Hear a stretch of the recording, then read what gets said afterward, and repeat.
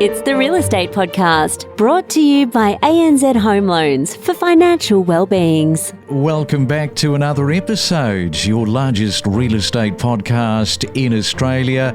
Yes, we've got the episodes all right, over 1,000 of them. I think it's approaching almost 1,300 for you to surf through. There is something there for anybody who has got a fascination with real estate and just wanting to sort of upskill yourself with knowledge, because it's a big knowledge base. And we are talking property from Mackay to the Dandenong Ranges there in Melbourne. And it is a Tuesday morning, April the 29th. Well, right now, let's take you off to the US and catch up with Patrick Duffy, who is the senior economist for US News and World Report. He is right across real estate. Patrick, our Australian listeners probably very interested to know how many of these stories that you would likely cover in any week, because everything seems to be going backwards at the moment.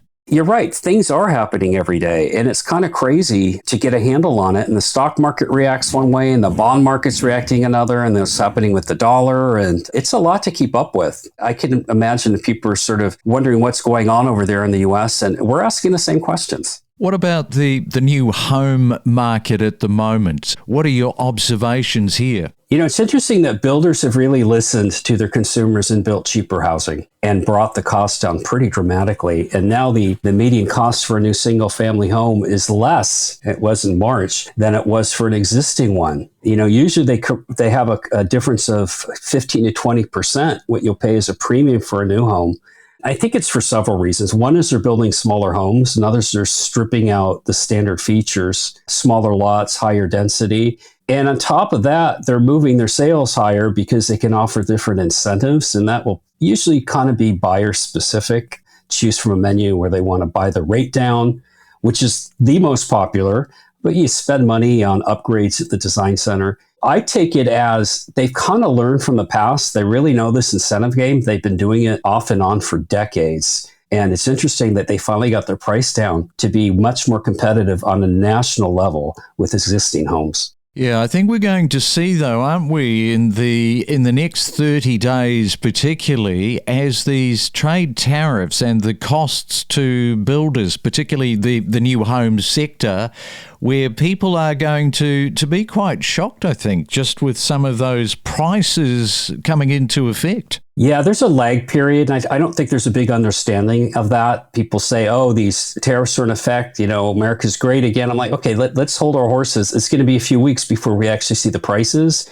We're probably going to see Chinese goods clamping down after May, because it takes about 30 days for those goods by ship to reach the West Coast, even longer for like the ports around Houston and on the East Coast. We'll probably see that. And even if the Trump administration were able to just suddenly reverse it and say, okay, we're going to go back, we've reached a plan, to start that up again is going to take another few weeks. So there's going to be some pain starting next month, what I've been hearing.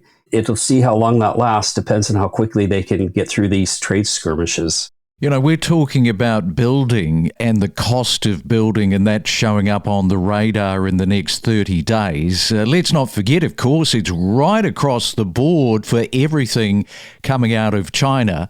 Let's have a look at public sentiment and what that is likely to do, because right now, President Xi in China has decided to lock down negotiations, taking this hardline stance that effectively leaves Trump with no viable leverage.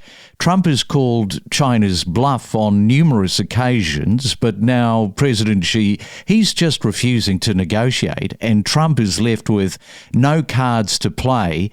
The Chinese government doesn't really need to take any further action at this moment in time. They just need to wait and watch as Trump's position weakens both on the international stage and also within the domestic political landscape. And if other countries, this is what I find really interesting, Patrick, if other countries begin to adopt China's wait and see approach, Trump could find himself completely isolated and unable to negotiate his way out of this corner that he's boxed himself into. It's nobody else who's boxed him into the corner, only himself.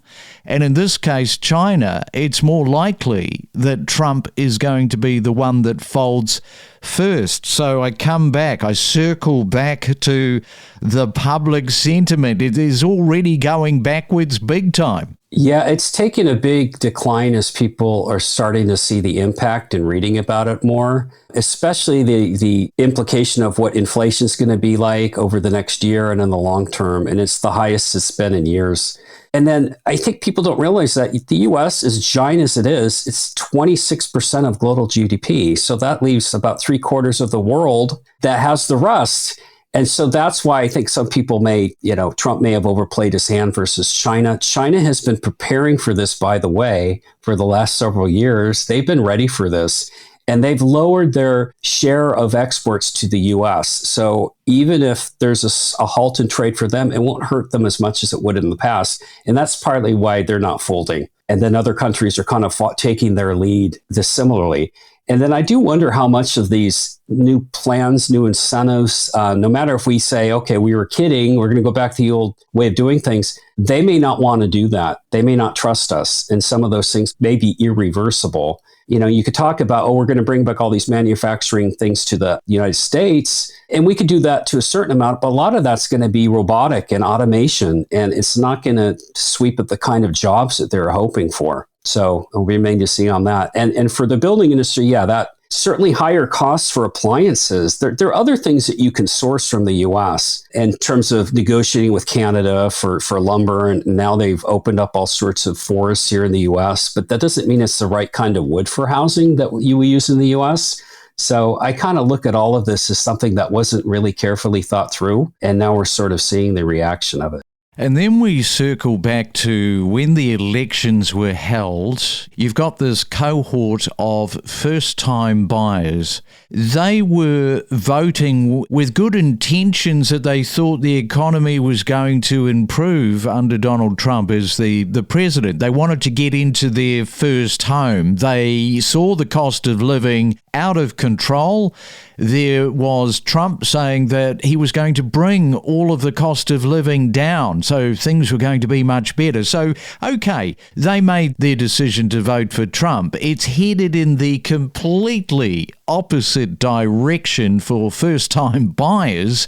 They are really feeling the pain because in many cases, people, Patrick, are just trying to survive from week to week, never mind trying to get onto the property ladder, which has just got further and further away from them. So it's very frustrating. I do feel for first-time buyers because they have gone backwards big time, and it doesn't look as if that relief is going to be coming anytime soon, unfortunately. Yeah, you raise a good point.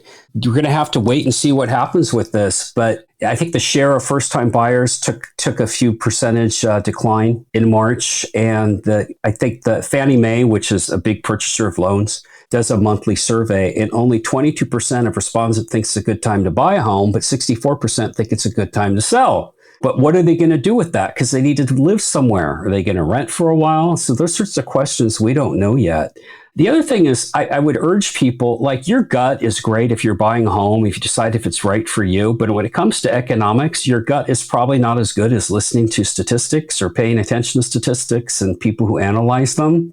And I say that because last night I heard the editor of The Economist speak, and I went with someone who is a traditional blue-collar worker here in the U.S., and I said, did you learn anything? And he said, no. And I said, why is that? And he says, because I watch CNN. He thinks he gets everything he can from CNN on what the economy is going. And he's conservative, so he's probably just watching them to see what they think. If no one can turn the needle on that for him, that's something to be aware of. So it's so important to listen to podcasts like yours, look at statistics, the NAHB, the National Associated of Realtors, they all come out with lots of great data. And then talk to your agent, find a really good agent that kind of give you really good objective advice. And then when you're ready to pull that trigger on that home, yes, then listen to your gut.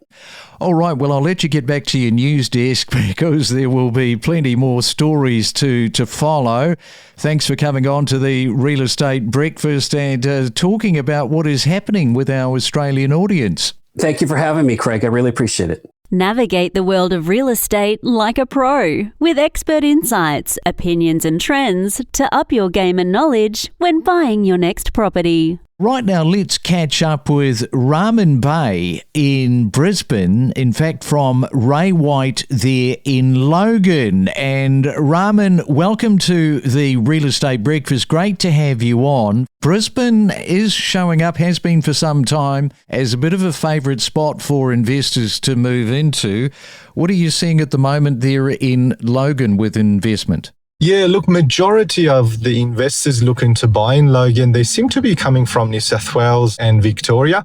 This area, like south of Brisbane, they have been approved for a lot of new infrastructure and also stadiums to be built for Olympics. And which means it's going to bring a lot more public transport, a lot more roads and new buildings and new jobs to the area. That's why both investors see great potential in price growth in the future, as well as home buyers.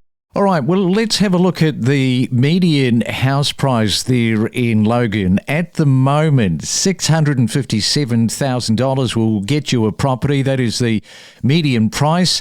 Over the past 12 months, gee, look at that, 19.5%. The rental yield, if you are wondering, 4.3%. And the days on market in Logan, 12 days. So pretty reasonable to turn property over. Having a look at the unit median price, it is hovering around $384,000. In the past 12 months, quite a big jump, 32.9%. Rental yield 5.7%, a little bit longer to turn properties over, 29 days.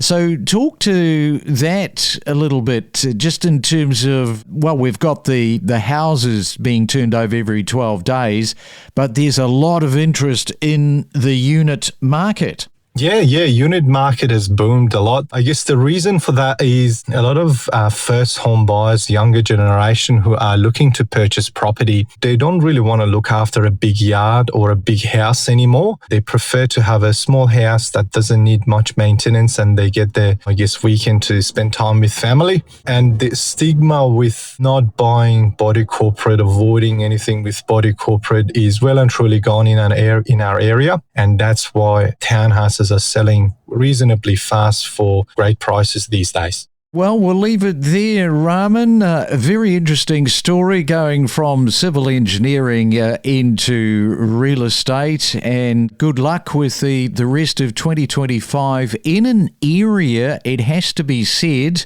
that is doing pretty well for itself and has been over the last few years. Thanks for coming on to the Real Estate Breakfast. Thank you so much for having me on. We dive deep into topics like buying, selling, investing, and maximising your property's value, from mortgage advice to the latest property data and trending numbers. Your real estate journey starts here. Having the Australian dream of buying a home, if someone's not able to do that in a larger city like Sydney, it's definitely worth exploring the option of maybe moving out a little bit further where you can purchase a property. There's lots of good jobs around Orange and it's a really wide variety of employment opportunities. Investors, they seem to be coming from wide and far around Australia. They do, yes. So we've got a really strong rental market. So our office average day on market sitting at 8, the average is 20, and our vacancy rate's only at 1.02%. The rental market here is really quite strong. We've got a great selection of tenants, and it's always, been quite strong over the history. If someone's looking for an investment that they're looking at holding on to that's going to maintain and grow in value. We connect you to the best real estate information across Australia. The Real Estate Podcast.